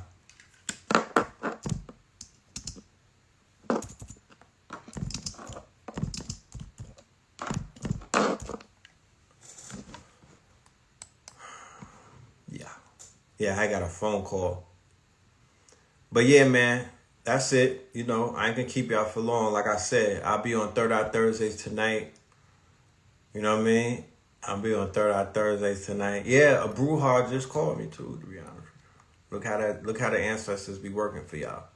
But yeah, let's cook. You know what I'm talking about? The idea is, yeah, like how the Nation of Islam filed that lawsuit. Exactly correct, though. Because we could make them go into discovery. We could really make them go into their books. We can expose the quote-unquote hands that are behind the scenes working in hip-hop against the betterment of Black America and Black people globally. Moors, whatever the fuck you want to put on a paperwork. That's what we need to be proving right now. Because the lectures and everything is cute, but it's time for litigation. It's time for litigation. We're missing one big thing, and that's putting liens on them, and that's folding them for real. It's enough research. It's time to fold the sheets, my niggas. You know what I'm talking about? It's time to fold the sheets. That's the only way to really please the multiple of souls that are trapped in these contracts, that are trapped by this cabal, this cartel, the people that are in jail doing life, triple and whatnot, all of the souls that are in the dirt and whatnot, that died because of this death culture, you know what I mean? And this agenda. Yeah, we could get some type of vengeance for them by cooking these people in the courts. You said, aren't the courts corrupt? Very. You know, very. You got to be a master to go inside of their corrupt system and use it against them. However, it does happen. It does work. And you are the courts. It starts in the people's court. So once we get the people to fucking plead guilt, once we find the people to convict them of all charges and whatnot, once the people turn the tide, because we'll never be able to beat them in Supreme Court if we don't beat them in people's court first. Because our people are so powerful. We have so much invested into the industries, it's almost pierced into levels of our spirits and soul. Once we divest ourselves from that attachment, then we can attack them. We can't attack them right now. We can't attack them right now. Because it's not that they're not powerful, we're not powerful because we have put a lot of our power into them. We believe in them more than we believe in ourselves. We believe in them more than we believe in like an independent artist. Henceforth, why independent niggas ain't selling millions of albums and becoming multi-billionaires, you know, because the people don't believe in them. It's really not the artist too tough. It's like the artists know that the people don't believe. So what the fuck, what you think the artist is gonna do? They just gonna keep pushing on. But once the people divest themselves from that attachment, divorce them in your minds, divorce them in your heart, get rid of them, evict them, then you can attack them. The same way that it goes with this European. If something popped off tomorrow and y'all had to fight the European, you're gonna get washed because you haven't divested him from your subconscious like that. He's still on the wall as Jesus. You still saying that there's supremacy involved with him. It's not. So until you could divorce and divest and basically wipe your hard drive almost clean of their influence, you can't beat him. He's driving your fucking car. Nigga, remember Dave, the movie with Eddie Murphy? Nigga, he's in the driver's seat. He's the little white man in your head. You haven't evicted him yet. You know?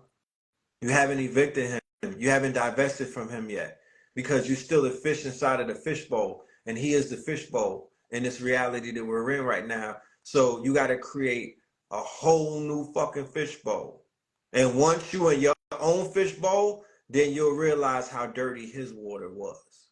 So with that being said, I'm out of here. I'll see y'all later on. Love and light. Peace. Go and get some of that merch. Yeah, before I forget. Go and get some of that merch. What's the code word for that? Because people have been asking me in my inbox about that drip. So Thursday is for the jump off, and for the merch, put in KNGZ, right? Like T.I. son King. KNGZ, no vowels. KNGZ, and you'll get a link to the website for the clothing, for the drip. You know what I mean? For that water. We got that new one, got that water. So, all caps though. I almost forgot about that.